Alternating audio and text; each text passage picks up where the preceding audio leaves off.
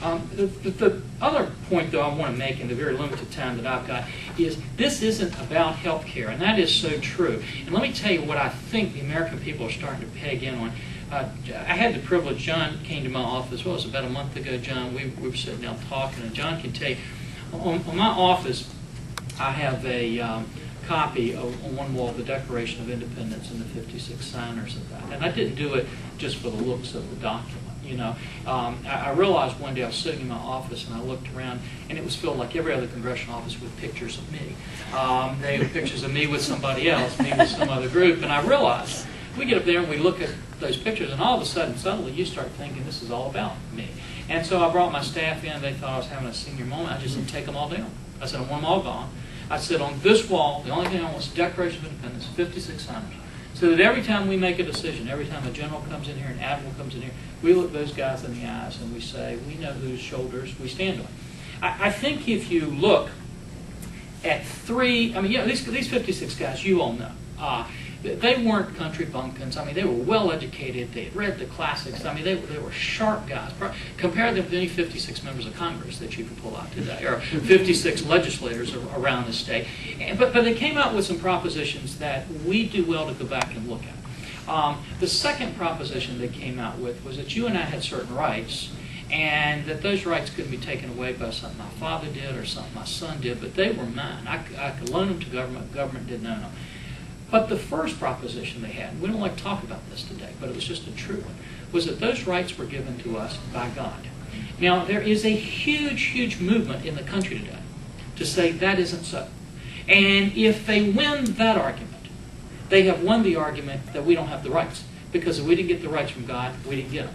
John Kennedy, who I do not like to quote very often, but I have to do this one, did a great job on his inaugural address. You know, most of our liberal friends always stop when he says, that's not what your country can do for you. But a greater part, and I'm paraphrasing it, so don't hold me exactly, but you can look at it, it's the same context. He said, our great struggle of our time, will be to defend the proposition of our founding fathers, that our rights did not come from the state, but that they came from God. The only thing is, he thought that fight was going to be on foreign soil. It ended up being right here on our soil. But I would suggest to you what the health care debate about is the end of the Declaration of Independence. When those signers were willing to say that they were going to pledge their lives and their fortunes and their sacred honor for what? For freedom.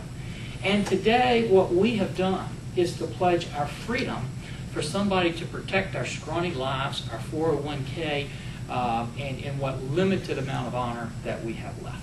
And I think the American people are starting to wake up and starting to see that. And I think that's what you're seeing at many of these healthcare forums when people are showing up and when they're taking place.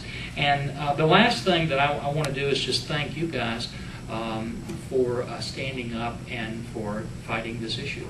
I know as we look back in July, we thought it was going to be just railroaded down everybody's throats.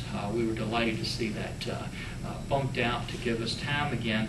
And I think people are starting, even in Congress, to wake up and start looking at those principles again. I come back to the bailout bills and the stimulus bills that were passed. I was one of 17 members of Congress who voted against every one of the bailout bills.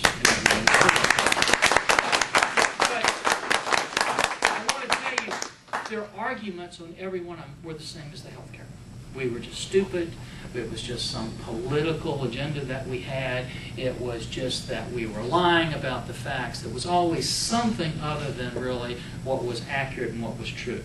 Today, though, there are swarms of people on both sides of the aisle who think we weren't as stupid as what they thought we were at that time by voting against that. I would suggest that ultimately the health care debate is going to be the same way. So it's important that we go into this debate, we continue to fight, and make sure we try to stop it. So, John, with that, thank you very much.